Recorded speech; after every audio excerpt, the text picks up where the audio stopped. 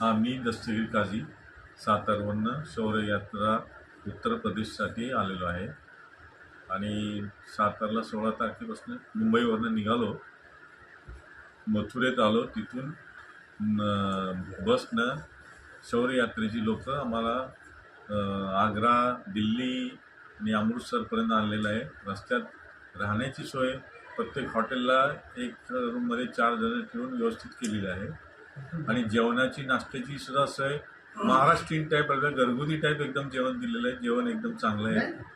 बरोबर लोक आहेत. जाधव आहे, भोईर आहे आणि 2-4 जण आहेत. ही सर्व स्टाफ आहे. लेडीजसुद्धा आहेत, 2 त्यांची कर्मचारी. सर्वांनी व्यवस्थित आमची काळजी घेतलेली आहे.